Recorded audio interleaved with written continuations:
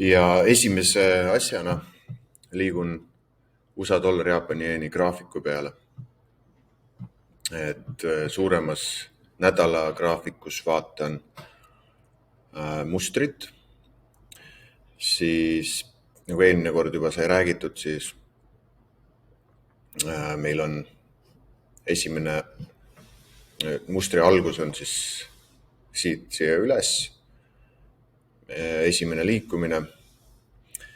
Praegu selle sees siis väga keerukas korrektsioon, mille olen siis ära tähistanud B ja siis C-ga siia alla. Ja siis praegu eeldatavasti toimumas mustri viimane faas ehk siis C-laine. Ma rullin selle kokku ja näitan selle, märgin selle peale, et kõigile oleks aru saada, et ABC on siis siit alt algab.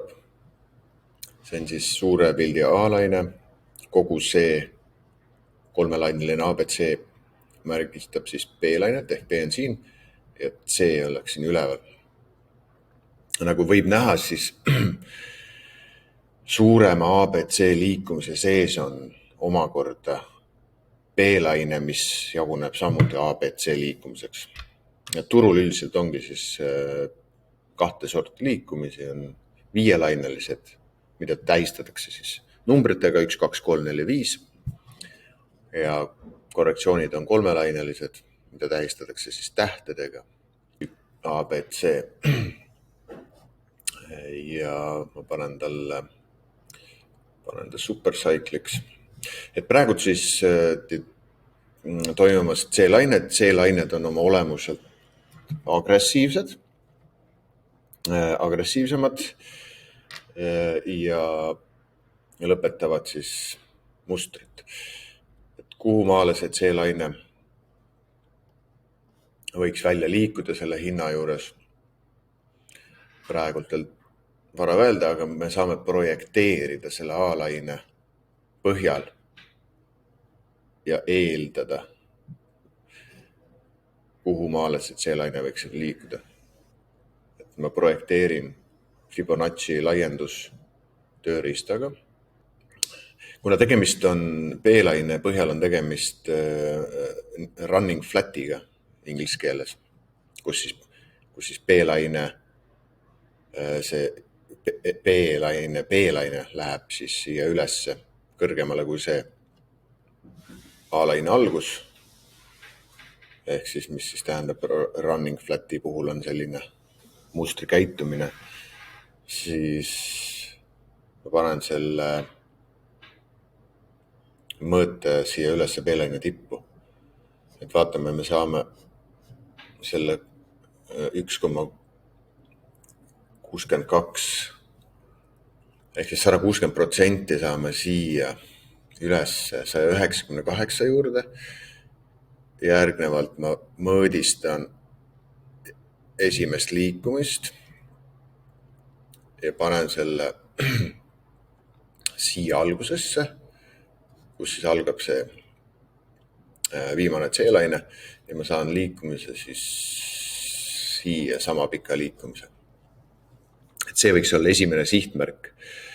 77 ala, vaatan tagasi ja siit on ühtlasi näha ka, et see 177 langeb täpselt selle toetustasemega kokku, et siia võiks see vastupanu täiesti reaalselt tulla. Vaatan päevagraafikul seda sama ala, et siin on väga udune see, sellel ajal lihtsalt hinnaliikumised olid, ei prinditud selliseid küünlaid, et on lihtsalt täpid. Et sellisel juhul, kui ma näen täppe, siis ma kasutan joone seda hinnajoont, panen laini peale ja siis ma saan selle jooned kätte või täpse hinna kätte. Siit on praegu 177 täpselt selle tipuga või selle põhjaga siit. Ja siin on näha ilusti. Päevagraafikul on näha kuidas seda hinda on testitud, et see on täiesti reaalne projektsioon, kuhu hind võiks liikuda tulevikus. Ja nüüd siis läheme natukene madalama ajaskaala peale, vaatame siis seda võimalikku progresseerumist siin päevasiseselt. Praegult siis ongi, hind on tegelikult täiesti selle sama taseme juures, kus ta on üks kaua aega olnud, nagu me näeme. Isegi ütleks, et valmis siit välja murdma. Täna on tulemas inflatsiooni näitajad Ameerikas, mis on kindlasti üks võimalikke indikaatoreid või katalüsaatoreid, mis paneb hinna liikuma, et kui inflatsioon on nüüd jälle kõrgemale tiksunud, siis see tähendab keskpankade jaoks vajadust rahanduspoliitikat jällegi karmistada, intressmäärasid mitte alla lasta, ehk siis ka tõsta. Kui Ameerika keskpank tõstab intressmäärasid kõrgemale, siis tugevdab ta sellega keskpanga valuutat, ehk ta tugevdab dollarit. Mis tähendab siis, et kui USA dollar, Jaapani jeen on praegult, mis tähendab seda, et USA dollari väärtus tõuseb teiste valuutade suhtes. Keskpangad intressmäärad määravad valuuta väärtuse. Jaapani intressmäärad on praegu nullis. Tähendab seda, et Jaapani valuuta on äärmiselt odav võrreldes teiste pankade valuutadega, et USA dollaril on praegult intressmäärad peaks olema 5,5. Seda saab ka vaadata graafiku pealt. Vaatan kohe, kas mul on olemas Federal Reserve'i fondi määrad siin. Kus ma need pannud olen? Jah, mul on siin Treasury yield. Kohe kirjutan sisse.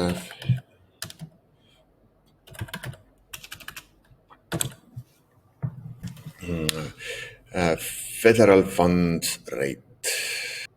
Mul on väga, siin ta on 5,33 praegusel hetkel. Kas praegu on näha, et meil on paus, määrasid ei ole enam tõstetud, et oleme liikunud jälle külgsuunas, et ootused olid, et juba hakatakse langetama, kuid kui inflatsioon jällegi kõrgemale läheb, siis intressmäärasid langetada on väga raske. Et siin on täiesti võimalik, et kas tõstetakse ühe korra veel või hoitakse samal tasemel pikemat aega. Võrreldes Jaapani jeeniga on kindlasti määrad nüüd kõvasti kõrgemal, kui nad ennem olid, mis tähendab seda, et siis trend USA dollari ja Jaapani jeeni trend üles on täiesti õigustatud, kuna lihtsalt dollari tegelik väärtus praegult on suurem, kui ta oli ennem seda, kui nad hakkasid keskpanga poliitikat karmistama. Et sellepärast me võimegi eeldada, et USA dollari ja Jaapani jeeni reaalne väärtus võiks olla siin 177 kuni 190 juures, kuhu ta siis vaikselt ka teel on. Et see on lihtsalt aeganõudev protsess. Aga kaupleja jaoks see on lihtsalt fundamentaalne analüüs selle kõige taga, aga kaupleja peab ka leidma võimaluse ja hinnatasemet selle valuutapaari kauplemiseks, et see on juba eraldi teema. Aga siin jah, et täna, kui tuleb välja, et inflatsioon on tõusnud, siis võib isegi eeldada, et see läbimurre välja tuleb ja me näeme siis USA dollarit liikumas kõrgemale. Ja ta võiks veel vaadata, on USA aktsiaindeks. Aktsiaindeksiga on need lood sellised, et eelmises videos ma rääkisin ka, et tegemist oli siis eeldatavasti selle C-lainega, mis on siin kanali sees. Siis praegult on juba näha, et see hind on siit samast kanalist välja murdnud. Rallisse üles tagasi kihutas siia alla. Et ma lähen ja analüüsin seda mustrit, mis siin praegult toimumas on. Et siin on selgelt tuvastatav ABC liikumine, A, B ja C. Et ütleme, et seesama alla liikumine, mis meil nüüd algas siis kolmelainelise ABC-ga. Et sellise moega algavad tavaliselt C-lained. Et see annab mulle mõista. See võib olla ka korrektsioon selles mõttes ja trendi jätkumine kõrgemale. Et oli ABC on ja nüüd on meil siit siis üles üks ja siin on korrektsioon on ja liigume üles. Aga ma ise näen siin sellist asja, et meil on ABC liikumine nüüd selle esialgse ABC vastu. Ehk siis meil on mõlemad pidi ABC ja siis selle vastu ABC. Siit siis tuleb selle vastu A, B ja nüüd C. Et see võiks siis olla suuremas pildis siis A, B ja siis me saame tugeva allaliikumine C on ja see võiks tähistada esimest lainet ja selle vastu me võime saada siis veel ühe väiksema ABC, mis on siis teine laine ja siis alla edasi.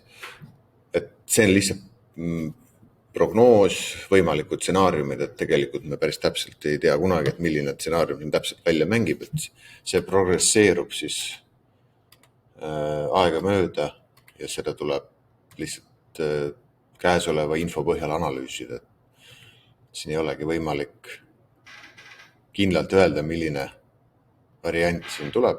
Lihtsalt see info, mis meil on, selle järgi teeme hetkelise analüüsi. Hetkeline analüüs on siis see, et meil on ABC alla käes ja praegult paistab, et AB on ülesse poole käes ja siis siit võiks olla see C lõpetamata veel, mis võib paisata see ülesse või liiklus ülesse ja siis tulla veel agressiivselt alla, sest C-lainet, nagu näete, on agressiivsed.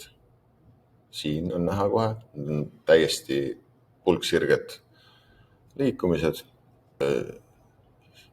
Et kui me näeme sellist agressiivset liikumist, siis kindlasti sellel liikumise lõpus ei maksa FOMOda, hirmu tunda, et me oleme ilma jäänud liikumisest ja me peame kangesti seda liikumist püüdma hakkama. Et pigem rahulikult vaadata, et see, kes siin hakkas FOMOma ja mõtles, et nüüd see indeks kukub ei tea kuhu alla, siis peale seda näete, kuidas taastus on. Et hoiame täna silmad lahti, vaatame, kuidas see ennast siin välja mängib. Et praegu näha, et hind liigub külgsuunas ennem majandusuudiste tulekut. Et kindlasti saab siin kõvat volatiilsust näha tänase seisuga. Õhtul kell 9 on siis Federal Reserve'i istung. Et majandusnäitajad tulevad 3:30 ja kell 9 õhtul on siis Federal Reserve'i istung.